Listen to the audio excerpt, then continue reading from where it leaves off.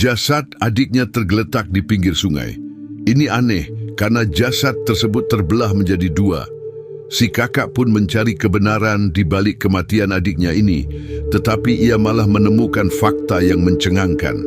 Tonton sampai akhir karena ceritanya sungguh sangat menarik dan akan membuat Anda terkesima.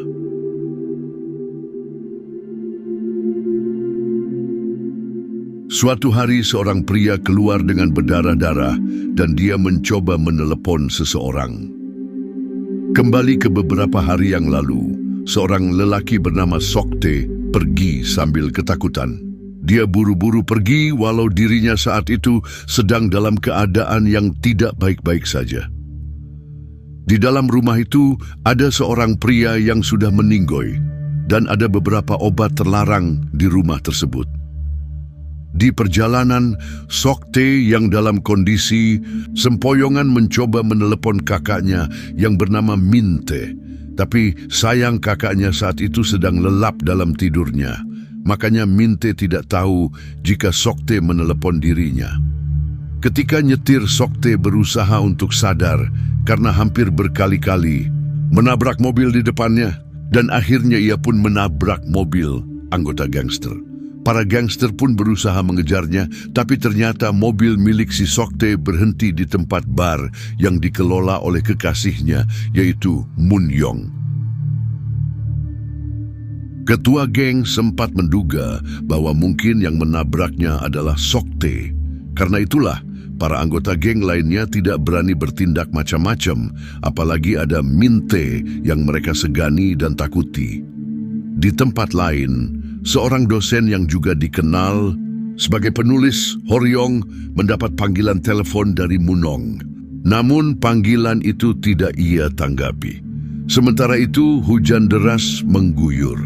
Ibu pemilik kontrakan keluar dan berteriak ke arah Munong, menyuruhnya mengangkat jemuran. Namun tidak ada tanggapan dari dalam kamar. Tak lama kemudian Munong terlihat meninggalkan tempat itu dan pergi entah kemana.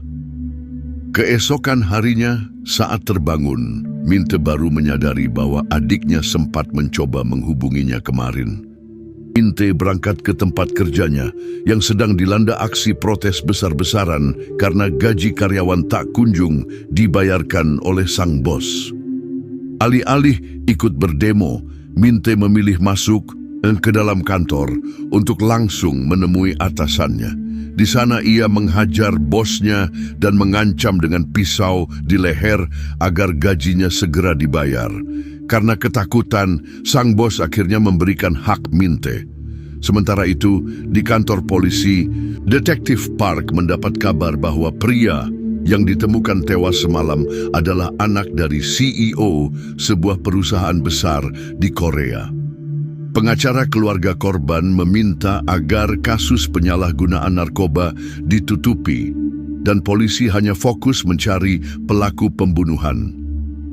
Minte lalu mengirim separuh dari gajinya kepada Munong. Namun saat mencoba menghubungi Munong, ia tidak mendapat respons. Di kantor polisi, atasan Detektif Park memberikan waktu 3 hari untuk menangkap pelaku. Park merasa waktu tersebut sangat terbatas karena kekurangan personel. Tapi sang atasan tak bisa memberikan waktu lebih sebab kasus ini harus dirahasiakan dari publik. Park menunjukkan target yang dicurigai, yaitu Sokte, anggota dari geng Changmo. Mereka berharap bisa menemukan petunjuk lebih lanjut jika berhasil menangkap Sokte. Di sisi lain, Minte mendatangi kontrakan adiknya, namun tak menemukan siapapun, termasuk Mun Yong. Yang ia temukan hanyalah sisa alat suntik narkoba yang diyakini milik Sokte. Minte kembali mencoba menghubungi Munong, tapi tetap tak berhasil. Detektif Park menyelidiki latar belakang Sokte. Rekannya mengungkapkan bahwa Sokte punya kakak bernama Minte, yang juga mantan anggota geng Changmo. Minte keluar dari dunia gangster setelah menjalani hukuman penjara karena memukuli seseorang hingga koma. Insiden itu terjadi karena orang tersebut telah menusuk Sokte Dari situ, Park menyimpulkan bahwa Min Tae akan melakukan apapun demi adiknya. Park dan rekannya mendatangi kontrakan Sok Tae, tapi tak menemukan petunjuk. Pemilik kontrakan menyebut Sok Tae tinggal bersama pacarnya Munong. Ia juga mengatakan bahwa Sok Tae sering melakukan kekerasan terhadap Munong dan pernah mengancam akan membunuhnya. Mereka punya seorang anak, tapi karena kelakuan Sok Tae yang brutal, Munong menitipkan anak itu ke temannya. Pemilik kontrakan juga menyebut bahwa kakak Sok Tae baru saja datang ke sana. Min Tae lalu pergi menemui Chang Mo, mantan bos gengnya, dan menanyakan apakah Sok Tae mengalami masalah. Chang Mo menyarankan agar Min Tae bersabar karena mungkin Sok Tae hanya bersembunyi. Min Tae bertanya apakah Sok Tae berselisih dengan geng Kang Ho, saingan mereka. Chang Mo menyuruhnya tidak gegabah dan menyerahkan penyelidikan kepadanya. Namun Min Tae menolak dan memutuskan pergi sendiri. Malam harinya, Min Tae mendatangi wilayah kekuasaan Kang Ho dan menemui tangan kanan Kang Ho, Yong Sop. Ia bertanya apakah pernah melihat adiknya akhir-akhir ini. Yong Sop menjawab terakhir kali ia melihat Munong beberapa hari lalu. Min Tae pamit dan menyampaikan bahwa besok ia akan menemui Kang Ho secara langsung. Keesokan harinya ditemukan jenazah di pinggir sungai. Min Tae diminta datang untuk mengidentifikasi dan jenazah tersebut ternyata adalah Sok Tae. Min Tae teringat saat pertama kali membawa adiknya bergabung ke geng Chang Mo yang menyambutnya dengan terbuka. Kembali ke masa kini, polisi mencoba meminta keterangan dari Min Tae, namun ia tidak memberikan pernyataan apapun dan pergi. Min Tae kemudian mendatangi Bunggu, mantan anak buahnya, untuk membantunya menyelidiki kematian adiknya. Bunggu awalnya menolak karena sudah hidup damai. Min Tae lalu mendatangi Kang Ho. Ia dihentikan oleh anak buah Kang Ho, namun Min Tae langsung melumpuhkan mereka. Yong Sop datang dan membawa Min Tae pergi. Polisi menemukan tempat kejadian pembunuhan Sok Tae, yaitu di salah satu ruang karaoke milik Munong. Mereka melihat bekas darah yang telah dibersihkan dan menyimpulkan bahwa jasadnya dipindahkan dari sana. Detektif Min turut bergabung menyelidiki. Mereka menemukan bahwa setelah kematian Sok Tae, Munong menarik semua tabungan di rekening dan menghilang. CCTV di tempat karaoke juga sudah dirusak. Kontak terakhir Munong adalah Horyong. Polisi mendatangi Horyong. Ia mengaku tidak menjawab panggilan itu dan terakhir bertemu Munong setahun lalu.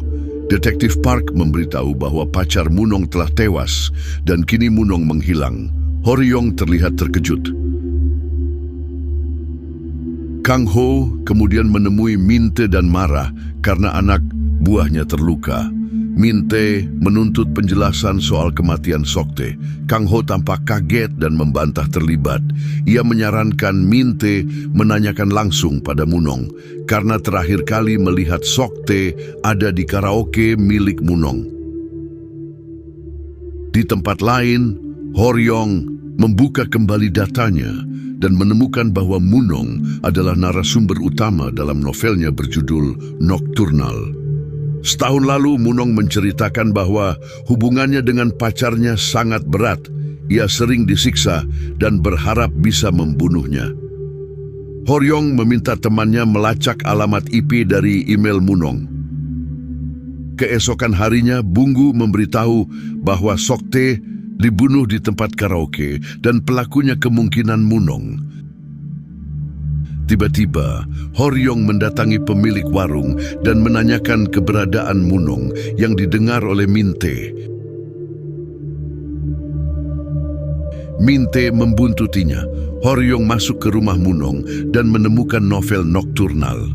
Min Tae menyusul dan menanyakan apa yang dicari Horyong. Saat hendak memukulinya, pemilik kontrakan datang bersama Park. Horyong dimintai keterangan. Detektif Min menyampaikan bahwa isi novel Nocturnal sama persis dengan kisah hidup Munong. Pacarnya pecandu narkoba, sering mengancam, dan kemudian tewas. Horyong membela diri bahwa semua itu hanya kebetulan, dan karena tak ada bukti kuat ia dilepaskan. Minte mengejarnya dan meminta kejelasan, tapi Horyong tetap bungkam. Minte kembali ke rumah adiknya dan membaca novel tersebut. Setelah membaca, ia segera pergi. Ia menuju kampus tempat Horyong mengajar dan melihat foto Horyong dan Munong di sana.